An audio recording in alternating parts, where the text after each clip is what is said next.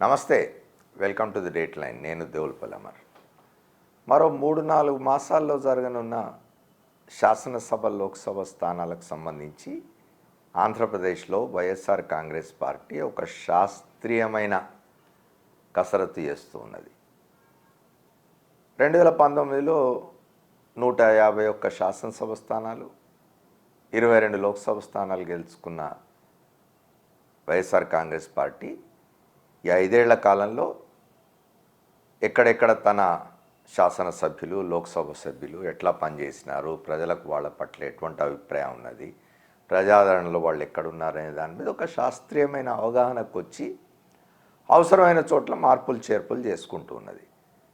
అది బహిరంగంగానే అక్కడి శాసనసభ్యుల్ని కానీ అక్కడ ప్రజాప్రతినిధులు కానీ పిలిచి, ఇది పరిస్థితి, ఇక్కడ మీరు బలంగా ఉన్నారు, ఇక్కడ మీరు బలహీనంగా ఉన్నారు, ఇక్కడ ఈ మార్పులు అవసరం, ఇట్లా చేస్తున్నాం, మళ్ళీ మనం అధికారంలోకి రావాలంటే ఈ మార్పులు అవసరం అని చెప్తూ ఉన్నది వైఎస్ఆర్ కాంగ్రెస్ పార్టీ. ఆ పని జరుగుతున్నది. అందులో భాగంగానే ఇప్పటికే దాదాపు 38 మంది 39 మంది సంబంధించి మార్పులు చేర్పులు జరిగినట్టున్నవి. కొంతమందికి టికెట్లు ఇచ్చే అవకాశం లేకపోవచ్చు. అంత మాత్రం చేత వాళ్ళంతా వైఎస్ఆర్ కాంగ్రెస్ పార్టీని విడిచిపోవాల్సిన అవసరమేం లేదు. వాళ్ళకి ఆశ్వాసం కూడా పార్టీ అధ్యక్షుడు ముఖ్యమంత్రి జగన్మోహన్ రెడ్డి గారి దగ్గర నుంచి ఉన్నది. ముందు వాళ్ళకి ఎట్లాంటి అవకాశాలు వస్తాయని కూడా చెప్తున్నారు. సరే, కొంతమంది పోతే పోవచ్చు, ఎవరైనా అవతల పార్టీలు ఎట్లా ఉన్నాయో ఆ అవగాహన సరిగా లేని వాళ్ళు, బయటకు పోతే ఏమవుతుందో తెలియని వాళ్ళు పోతే పోవచ్చు. అయితే ఇక్కడ ఒకటి మాట్లాడుకోవాల్సింది ఏమిటంటే, ఎంతసేపు తెలుగుదేశం పార్టీ అధ్యక్షుడు చంద్రబాబు నాయుడు, ఆయన కుమారుడు లోకేష్ ఎంతసేపు బయటపోయి మాట్లాడుతున్నది ఏమిటంటే, జగన్మోహన్ రెడ్డి అధికారులు ఉద్యోగులను ట్రాన్స్ఫర్ చేసినట్టే ప్రజాప్రతినిధులు కూడా ట్రాన్స్ఫర్ చేస్తున్నాడని చెప్తూ ఉన్నారు. మరి తను చేస్తున్నది ఏమిటి? ఇవాళ తాజా ఉదాహరణ కేసినేని నానికి సంబంధించి. ఆయన విజయవాడ లోక్సభ సభ్యుడిగా ఉన్నాడు తెలుగుదేశం పార్టీకి. ఎందుకు ఆయనకు ఇన్కమించాడు? ఎందుకు ఆయన పార్టీని విడిచి వెళ్ళిపోతూ ఉన్నాడు? ఎందుకు ఆయన కూతురు కార్పొరేటర్ పదవికి రాజీనామా చేసి పార్టీ పదవికి రాజీనామా చేసి వెళ్ళిపోతూ ఉన్నారు?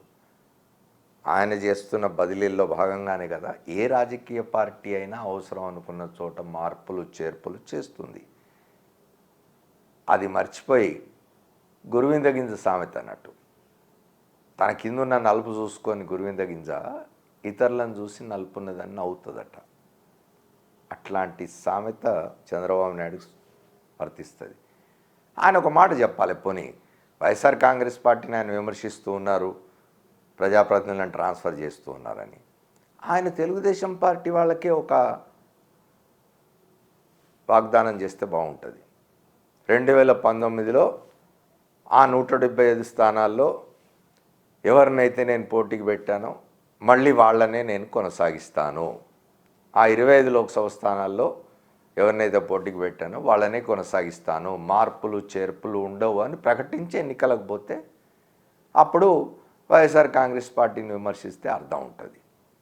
అంతేగాని అవేం లేకుండా రేపు చూస్తాం కదా, ఇప్పటికి ఇంకా పొత్తులే తేలలేదు.